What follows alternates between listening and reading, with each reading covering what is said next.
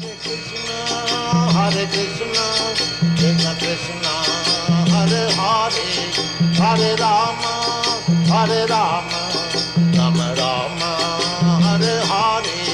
Hare Krishna,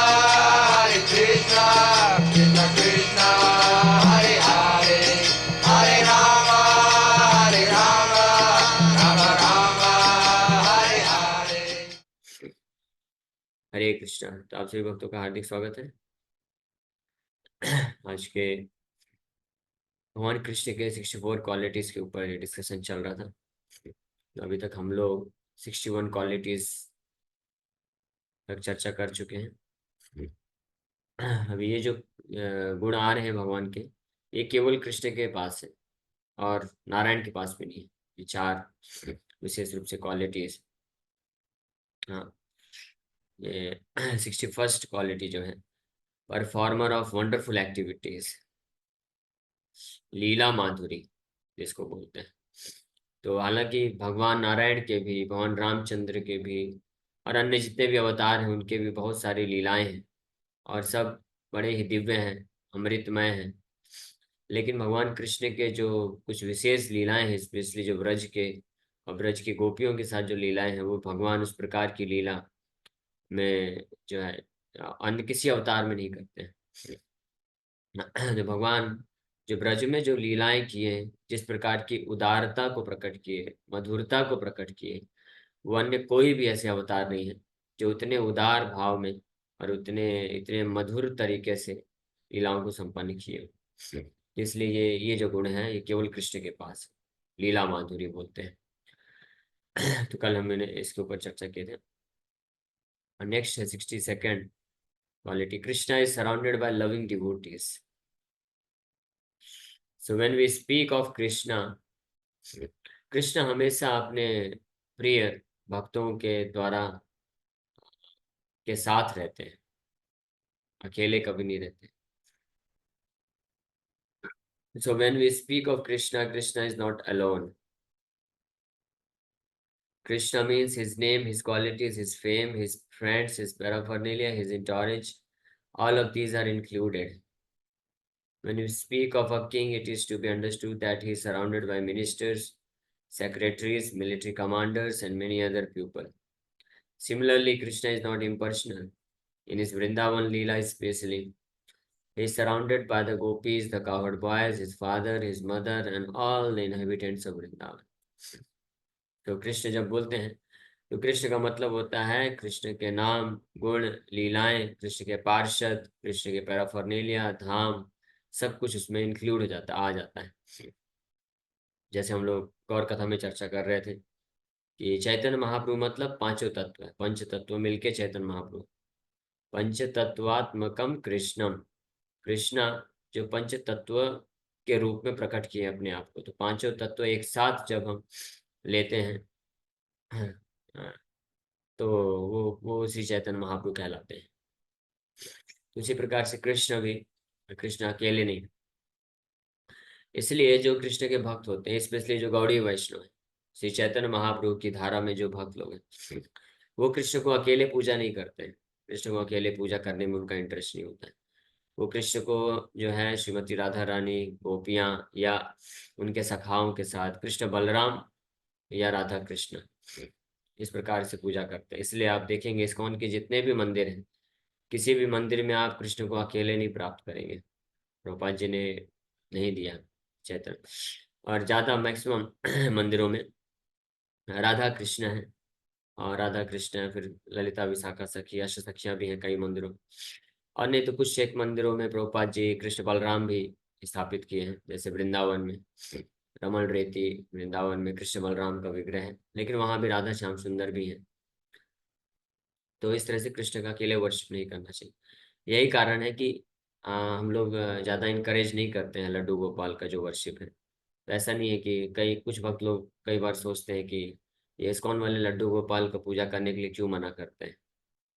तो लड्डू गोपाल गोपाल जी हैं, कृष्ण ही है, कोई संशय नहीं है। लेकिन लड्डू गोपाल आप अकेले पूजा कर रहे हैं तो वो सही नहीं है। कृष्ण मतलब कृष्ण के साथ उनके भक्तों का भी पूजा होना चाहिए। और न केवल ब्रज के ही भक्त, न केवल राधा कृष्णा या कृष्ण बलराम या उनके सखा और गोपियां, बल्कि गौड़ी वैष्णव धारा में तो जो भक्त होते हैं वो पूरी गुरु शिष्य परंपरा को साथ में लेकर के वर्शिप करते हैं।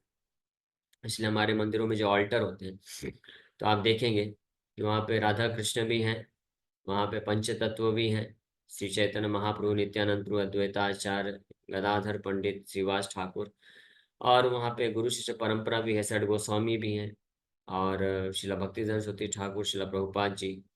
तो इन सबको साथ में लेकर के, और गौर भक्ति विनोद ठाकुर, गौर किशोर दास बाबा जी महाराज, जगन्नाथ दास बाबा जी महाराज, तो पूरे गुरु शिष्य परंपरा के साथ, क्योंकि भगवान कभी अकेले नहीं रहते, भगवान अपने पार्षदों के साथ रहते हैं।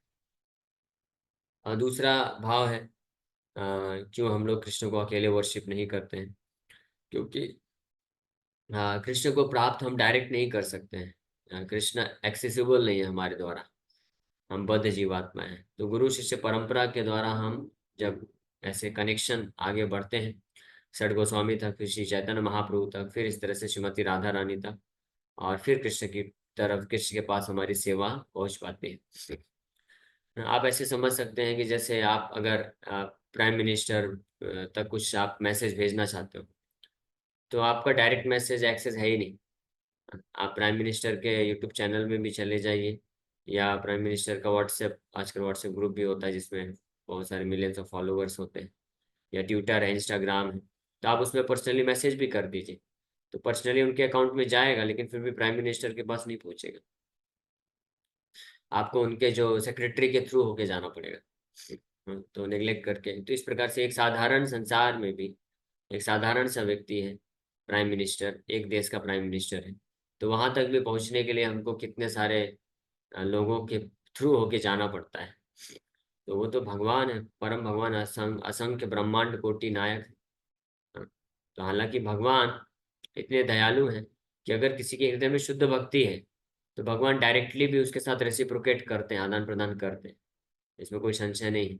लेकिन उस स्तर का फिर शुद्ध भक्ति होना चाहिए कि डायरेक्ट भगवान एक्सेस करे, और उस स्तर के शुद्ध भक्ति को जो भक्त प्राप्त किया होता है, तो वो खुद ही भगवान के पास डायरेक्ट अप्रोच करने में उसको हिचकिचाहट होती है, वो बाईपास नहीं करना चाहता है, वो भगवान के भक्तों का दास बनना चाहता है। हाँ? ना हम विप्रो न च नरपति नापि वैश्यो न शूद्रो ना हे वर्णी न च गृहपतिर्नो वनस्थो यतिर्वा किंतु प्रोद्यान निखिल परमानंद पूर्णामृताब्धे गोपी भर्तु पद कमलयोर दास दासानुदास। श्री चैतन्य महाप्रभु इस भाव को प्रकट कर रहे हैं कि अपनी आइडेंटिटी बताते हैं कि मैं कौन हूँ। तो अपनी आइडेंटिटी को, अपनी पहचान को महाप्रभु बोलते हैं, मैं ब्राह्मण क्षत्रिय वैश्य शूद्र नहीं हूँ, मैं ब्रह्मचारी गृहस्थ वानप्रस्थ सन्यासी भी नहीं हूँ। हाँ, तो आप कौन है? कृष्ण के दास हैं? नहीं नहीं नहीं, मैं कृष्ण का दास भी नहीं हूँ। तो कौन है फिर आप? कृष्ण के दास के दास के दास के दास के दास का दास हो। इस प्रकार से अपनी पहचान को व्यक्त करते हैं। आदि पुराण में भगवान कृष्ण भी बोलते हैं अर्जुन को कि हे अर्जुन, जो बोलता है कि वो मेरा भक्त है, तो वास्तव में वो मेरा भक्त नहीं है, मैं उसको स्वीकार नहीं करता हूँ। लेकिन जो बोलता है कि वो मेरे भक्त का भक्त है, तो वास्तव में वो मेरा भक्त है। तो भगवान भी इस बात को स्वीकार करते हैं। यहाँ तक कि देखिए, भीष्म पितामह बाणों की सैया में लेटे हैं, और भगवान उनको डायरेक्ट दर्शन दे रहे हैं, और भीष्म पितामह को प्रसन्न करने के लिए भगवान आए थे, पांडवों को बहुत अच्छे तरीके से वो करके, सजा धजा के। तो डायरेक्ट एक्सेस है भीष्म पितामह का भगवान के प्रति। लेकिन आप देखिए, भीष्म पितामह जब प्रार्थना अर्पण करते हैं, कितना सुंदर भाव प्रकट करते हैं। त्रिभुवन कमनम तमाल वर्णम रविकर गौरवराम्बरम दधाने वपुरलकाकुलावृताननाब्जम् विजय सखेरतिरस्तु मे नवद्या।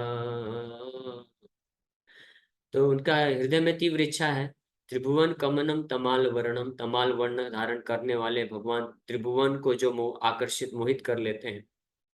हाँ, और फिर उनकी सुंदरता का पूरा वर्णन कर रवि कर गौरक वराम वरम दधाने वपुर लगा कुलावृता नाम। तो ऐसे विजय सखे रतिरस्तु में अनबत्ते। तो वो बोल रहे हैं कि ऐसे विजय के सखे, विजय मतलब अर्जुन का नाम विजय है, तो ऐसे अर्जुन के सखा कृष्ण का ये दिव्य स्वरूप मेरे के प्रति मेरा आकर्षण बना रहे। तो इस प्रकार अर्जुन अर्जुन से आइडेंटिफाई करते हुए भगवान को अप्रोच कर रहे हैं, डायरेक्ट नहीं कर रहे हैं।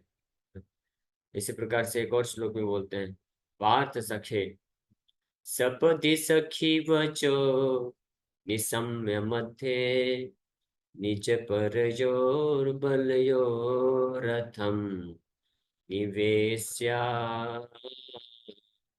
सितवती पर सैनिकायुरक्षण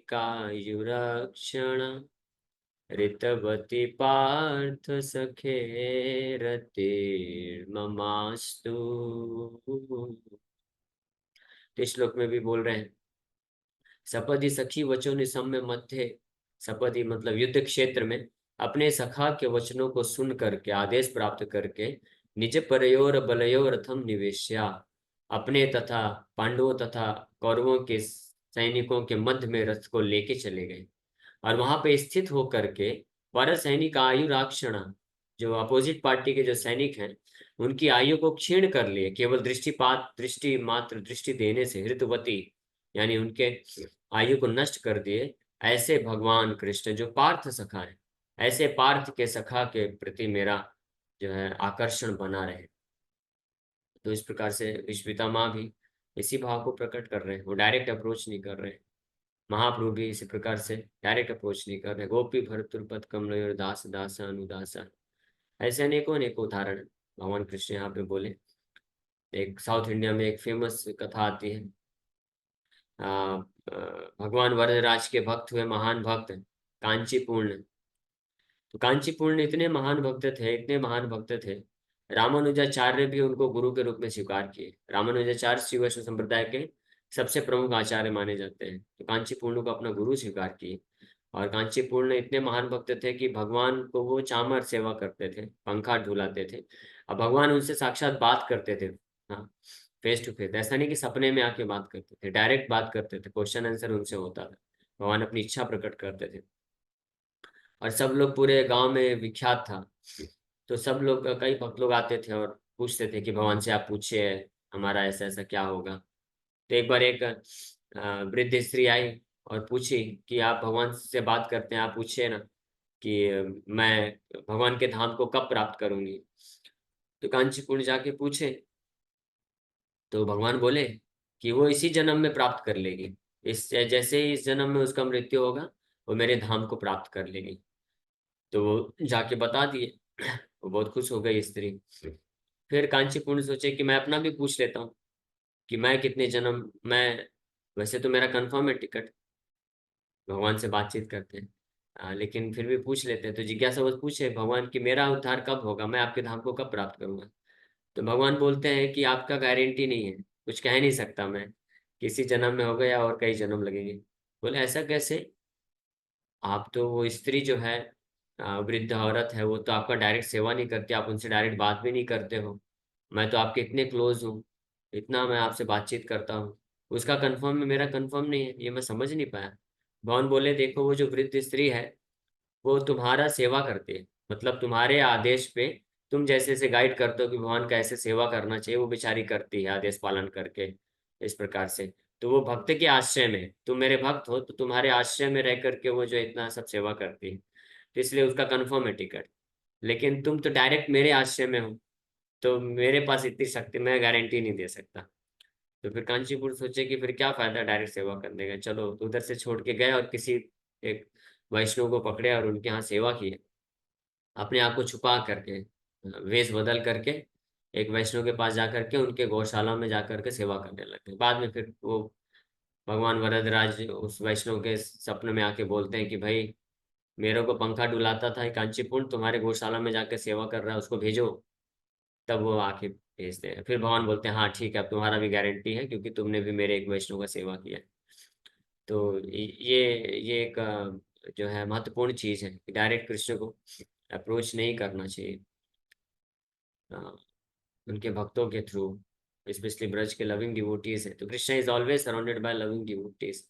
अपने प्रिय भक्तों के द्वारा हमेशा भगवान सेवा प्राप्त करते हैं।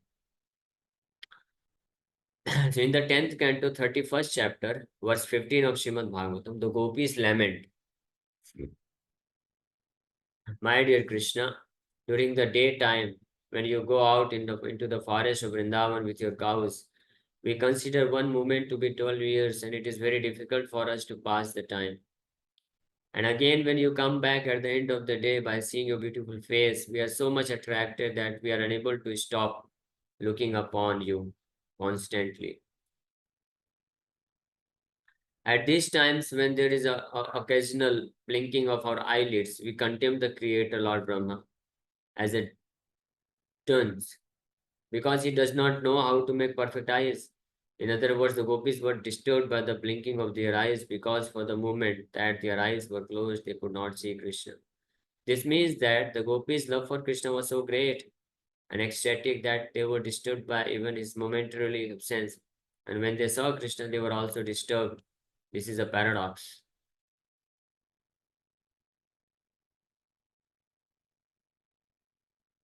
तो इस प्रकार से गोपियां अपने भाव को प्रकट करते हैं। कृष्ण के इतना प्रेम है, और कृष्ण इसलिए कृष्ण कभी अकेले नहीं रहते हैं।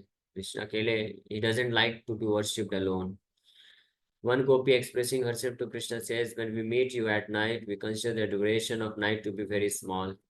And why speak of only this night? Even if we had a night of Brahma, we would consider it a very short time.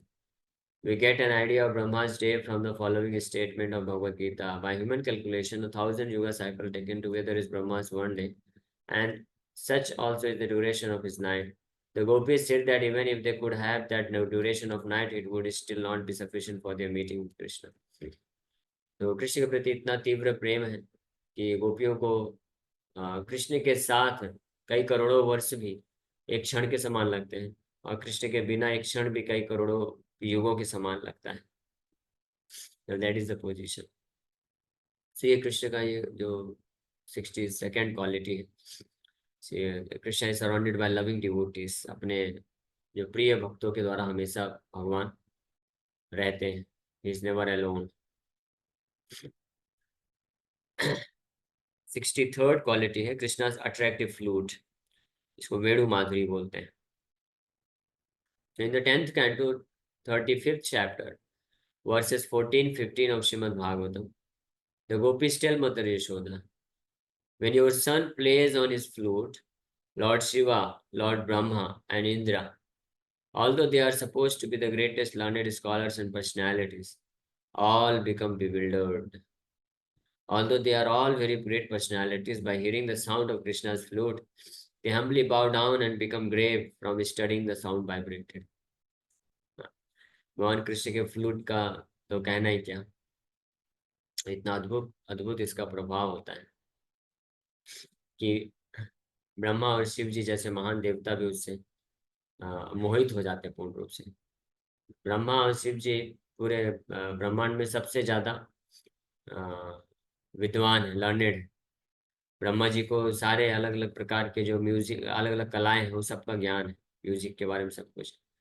हाँ, तो सरस्वती के मास्टर हैं, वैसे भी सरस्वती के स्वामी होने के कारण तो पूरा ज्ञान तो है ही उनके पास। जो म्यूजिक है, वाद्य यंत्र है, सब अलग अलग नोट्स इसमें बजाए जाते हैं।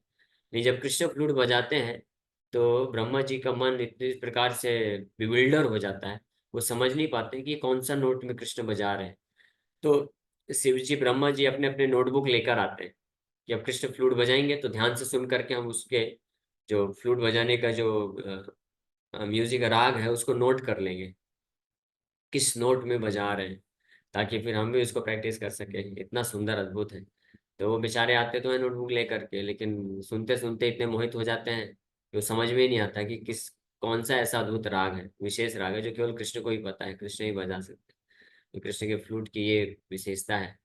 तो इसलिए गोपियां ये बताना चाह रही हैं, स्पेशली कि जब ब्रह्मा जी और शिव जी जैसे महान देवता भी bewilder हो जाते हैं, मोहित हो जाते हैं कृष्ण का फ्लूट सोच करके, तो हम तो क्या करें, हम तो एक आवट वुमेन है, गोपियां हैं, हम तो साधारण गोपियां हैं, और उसमें भी हम जो है स्त्रियां हैं।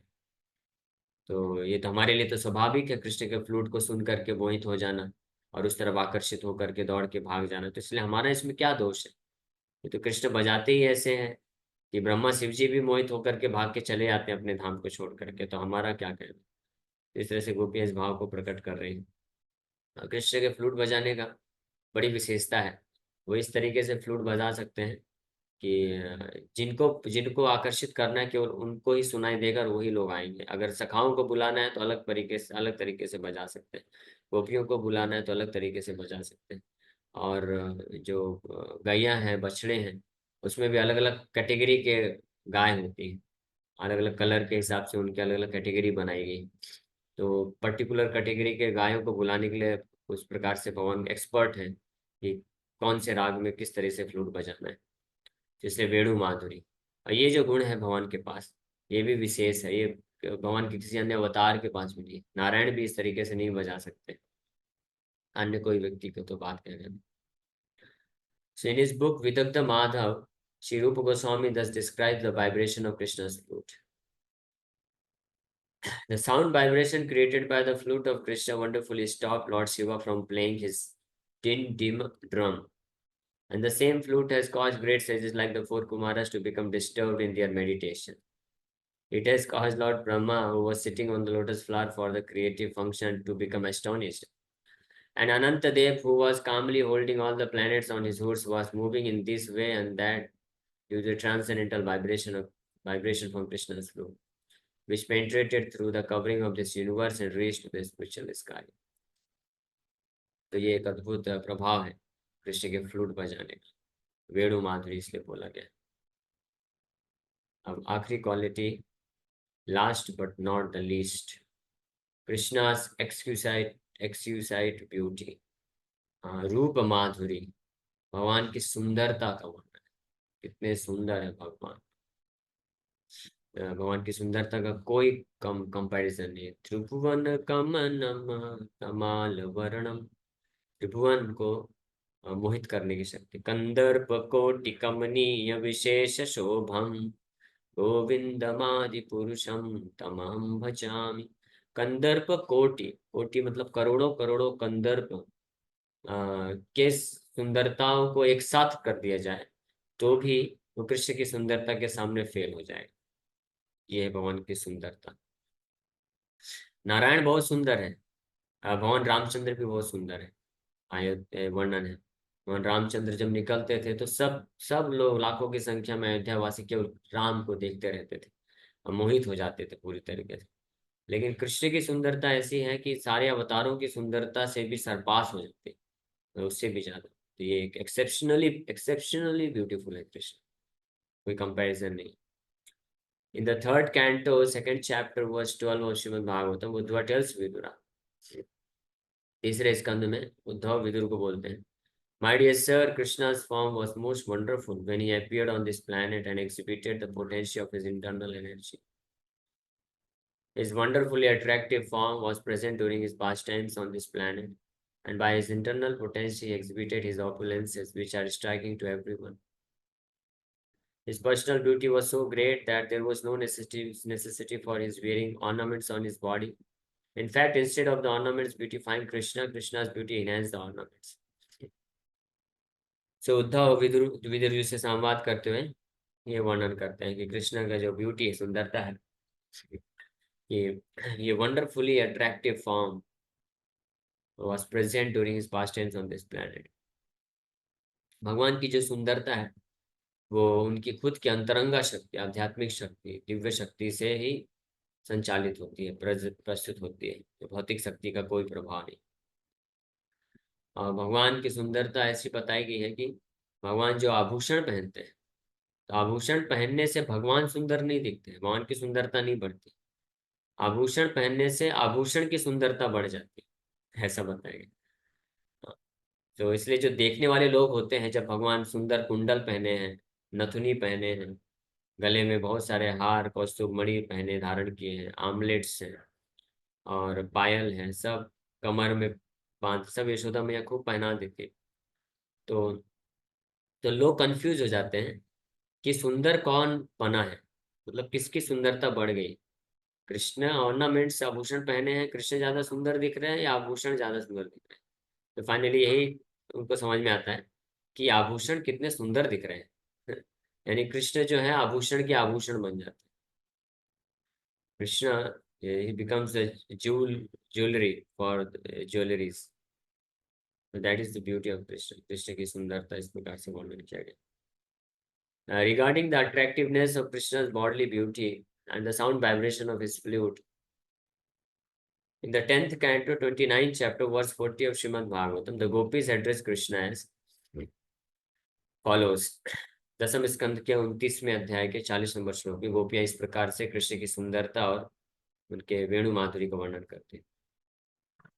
Although our attitude towards you resembles loving affairs with a paramour, we cannot but wonder at how no woman can maintain her chastity upon hearing the vibration from your flute.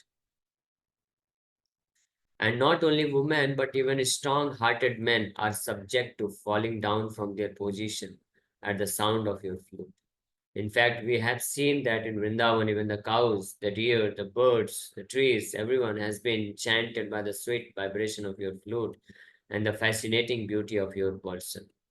गोपियां इस प्रकार से एस्टोनिस्ड है, गोपियां वर्णन कर रहे हैं कि इसमें हमारा कोई दोष नहीं है।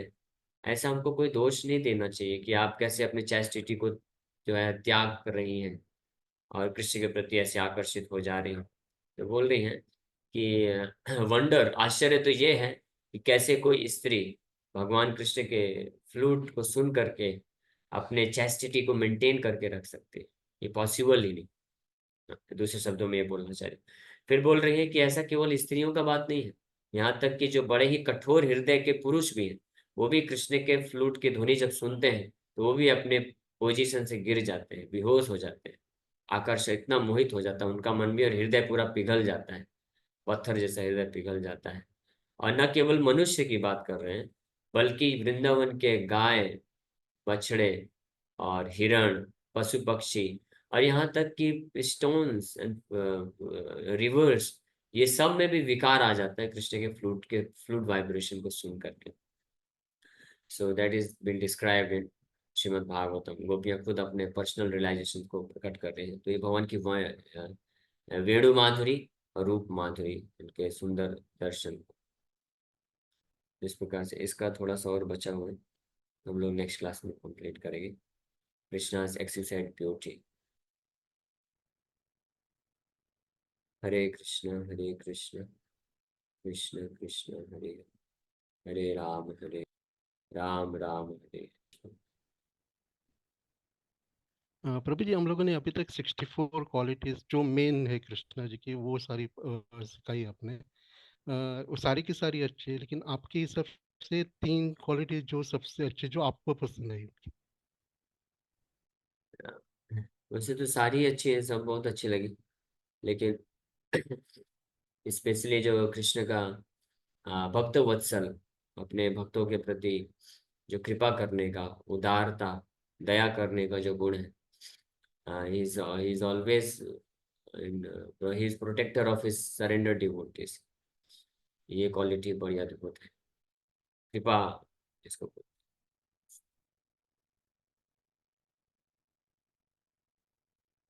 यस श्यामा माता जी। हरे कृष्णा प्रभु जी। प्रभु जी, बीजेएमएल क्लास रहने दीजिए ना, आज तबीयत सही ना हो आपकी। नहीं, तबीयत ठीक है, कोई दिक्कत। स्टार्ट कर दूं फिर? हाँ, कर दीजिए। प्रभु जी। यस जितेश प्रभु। हरे कृष्ण प्रभु जी, दंडवत प्रणाम। तो ईमेल एड्रेस बस बताना चाहूंगा अपनी, पहला नाम डॉट लास्ट नाम, मैसेज कर दीजिए। ईमेल एड्रेस कैसे यहीं पर भेज देता हूँ प्रभु जी, वैसे मैसेज जा नहीं रहा। हरे कृष्णा हरे कृष्णा